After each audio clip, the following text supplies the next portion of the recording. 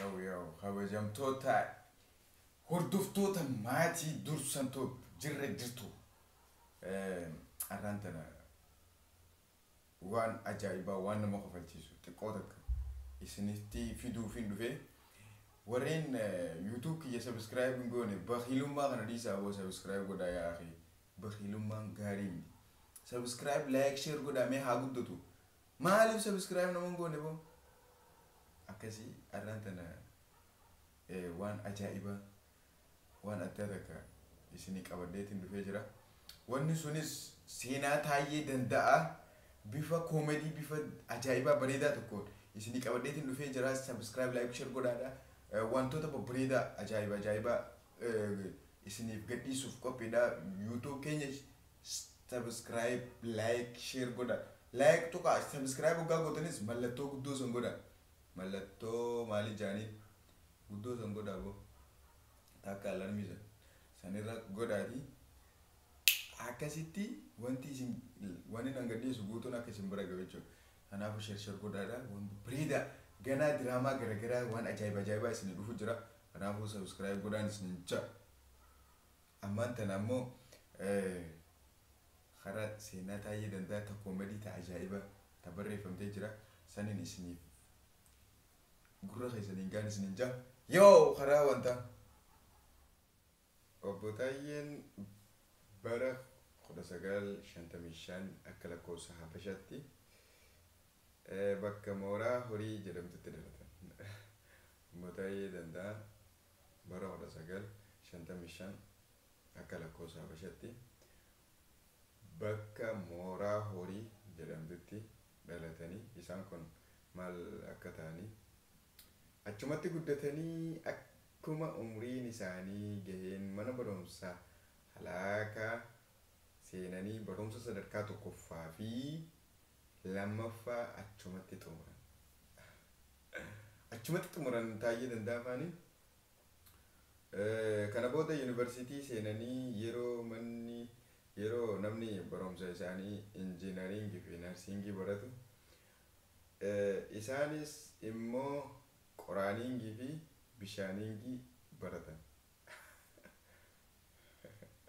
kana jechuun fiildii isaanii qoraanii fi bishaan irratti bobbaafaman jechuudha. Sigalee qoraanii fi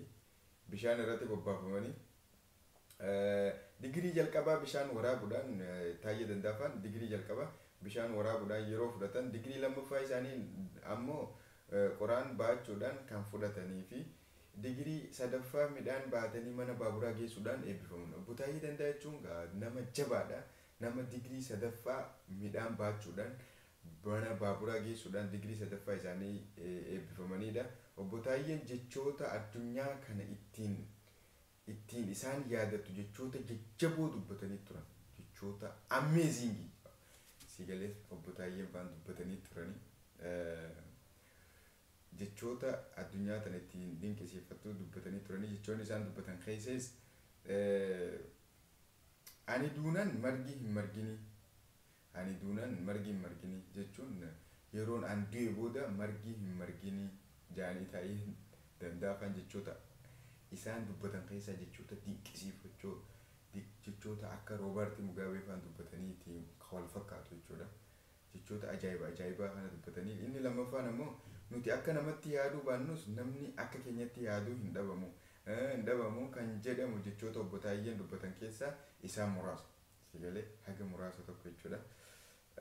Obbo Taayyeen nama garaa isaaniitti baay'ee quuqama qabanidha. Obbo Taayyeen garaa isaanii irratti safaataa takka hin beekan. Sigalee safaataa hin beekan. Obbo Taayyeen Danda'aa garaa isaanii irratti garaa isaanii dura du'anii jechuudha. Quuqama qabanii sababa kanaanis waan itti fe'an hunda ni baadhatu. Sigalee waan gubbaadha itti kennan hunda Obbo Taayyee Danda'aa bakka baadhatu loonni isaanii maaliif sababaa garaadha quuqama qabaniifi kanarraa ka'uun waraabessaan humnaan badii dhiphoota of tuultota shororkeessitoota jechuudhaan waltajjii argatan hundarratti sodaa tokko malee dubbatu. Sigalee waraabessaan humnaan waraabessaan maal jedhan humna badii dhiphoota of tuultota shororkeessitoota jechuudhaan waltajjii argatan hundarratti maqaa waraabessaa balleessuu turan isaan siigalee waraabessi fiigaa oltus itti galli taayee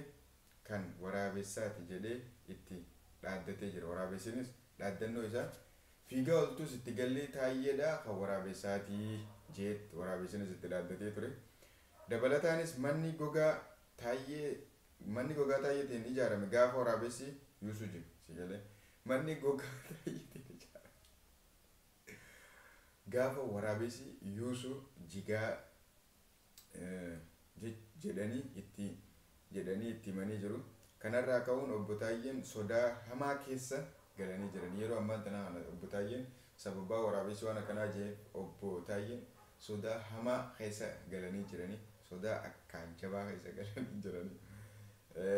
galanii jiranii kitaaba seenaa obbo Harree jedhu irraa gara seenaa obbo Taayyee jedhutti kan jijjiire akkasii warri ammallee seenaan Taayyee danda'a kana fakkaata wantoota goofata garagaraa wantoota babbareedaa waan ajaa'ibaa siigalee diraamaa garagaraa namoota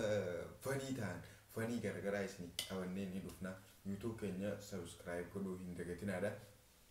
seenaan Taayyee kana dakkaatti aboo subscribe godhi yaa maali boo subscribe godhi siin jedhu